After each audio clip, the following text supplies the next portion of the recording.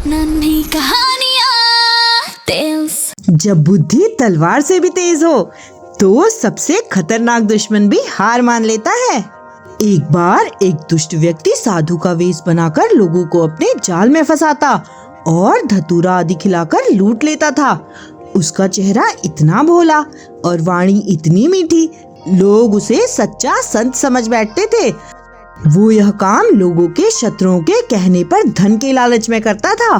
धतूरा खाकर कोई व्यक्ति मर जाता तो कोई पागल हो जाता था। धीरे धीरे पूरे राज्य में डर का माहौल फैल गया।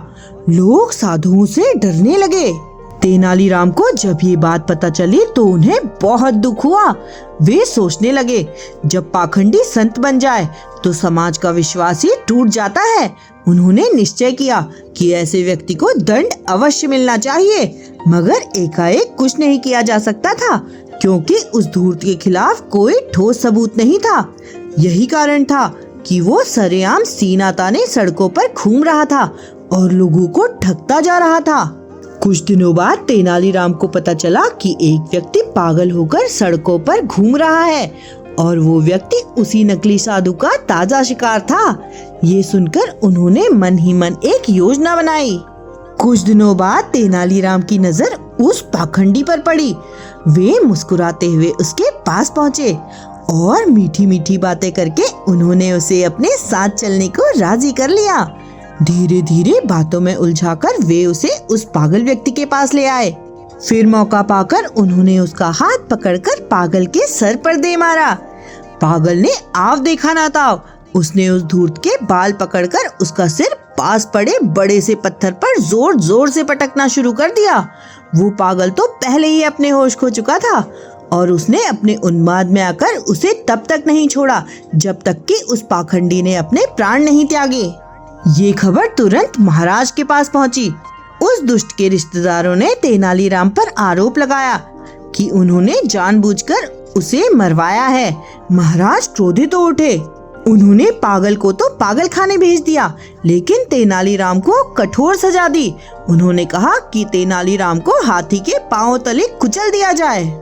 दो सिपाही उसी शाम तेनालीराम को जंगल के एक सुनसान स्थान पर ले गए और उन्होंने उसे गर्दन तक जमीन में गाड़ दिया और हाथी लाने के लिए चले गए। कुछ देर बाद वहाँ एक कुबड़ा धोबी आ पहुँचा। उसने आश्चर्य से पूछा, अरे भाई, ये क्या हाल बना रखा है? तुम जमीन में क्यों गड़े हुए हो? तेनालीराम ने गंभीर स्वर में कहा, भाई, मैं भी कभी तुम्हारी तरह कुबड़ा था। 10 वर्षों तक इस कष्ट से बहुत दुखी रहा। लोग मेरा मजाक उड़ाते थे, यहाँ तक कि मेरी पत्नी भी मुझे ताने देती थी। फिर एक दिन मुझे एक महात्मा मिले और उन्होंने बताया कि इस पवित्र स्थान पर गर्दन तक धरती में धंसकर आंखें बंद करके बिना बोले खड़े रहने से कुबड़ ठीक हो जाता है। और देखो, मेरा कुबड़ पूरी तरह गायब हो गया है। इतना सुनते ही धोबी की आंखों में उम्मीद की चमक आ गई। उसने तुरंत मिट्टी खोदकर तेनालीराम को बाहर निकाला। जब उसने उनकी सीधी पीठ देखी तो वो खुशी से झूम उठा और बोला, मित्र, मुझे भी यही करना है। मुझे भी इस कष्ट से मुक्ति चाहिए। तेनालीराम बोले, ठीक है, लेकिन एक शर्त है। आंखें और मुंह बिल्कुल बंद रखना है, चाहे कुछ भी हो जाए। अगर तुमने आवाज निकाली या आंखें खोली तो तुम्हारा कुबड़ 2 गुना हो जाएगा। धोबी ने उनकी बात पर तुरंत हामी भर दी। तेनालीराम ने उसे गर्दन तक जमीन में गाड़ दिया और वहाँ से चुपचाप निकल गए। कुछ देर बाद सिपाही हाथी लेकर वापस लौटे। उन्होंने देखा वहाँ तो कोई और व्यक्ति ही गड़ा हुआ है और वे बोले, अरे तू कौन है? धोबी चुप रहा। उन्होंने फिर पूछा, बोलता क्यों नहीं? अपराधी को भगाकर तू यहाँ कैसे आ गया?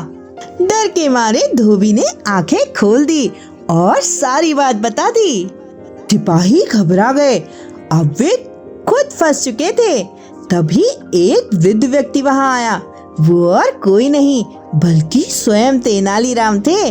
उन्होंने सिपाहियों को सलाह दी, महाराज से कह दो कि अपराधी को धरती निगल गई। और सिपाहियों ने वैसा ही किया। उधर महाराज को धूर्त की सच्चाई का पता चल चुका था उनका क्रोध शांत हो चुका था और वो तेनालीराम को याद कर रहे थे। जब सिपाहियों ने महाराज से कहा, महाराज अपराधी को तो धरती निकल गई, तो महाराज मुस्कुराए और बोले, हम समझ गए, तेनालीराम अपनी बुद्धि से फिर बच निकला है। और उन्होंने सिपाहियों को आदेश दिया, कल तक तेनालीराम को हमारे सामने प्रस्तुत करो। तभी वो वृद्ध व्यक्ति आगे आया और उसने अपना वेश उतारा और बोला, महाराज तेनालीराम हाजिर है। महाराज ने भावुक होकर उसे गले लगा लिया और बोले, हम अपने निर्णय पर पछता रहे थे। दरबारियों के चेहरे एक बार फिर उतर गए। वे सोचने लगे, ये व्यक्ति हर बार मौत को भी मात दे देता है। कहानी सिखाती है, ताकत से नहीं, बुद्धि से जीती गई लड़ाई ही असली जीत होती है। तो कैसी लगी आपको ये कहानी? ऐसी ही और मजेदार कहानियों के लिए नन्ही कहानियाँ टेल्स चैनल को लाइक, शेयर एंड सब्सक्राइब करें।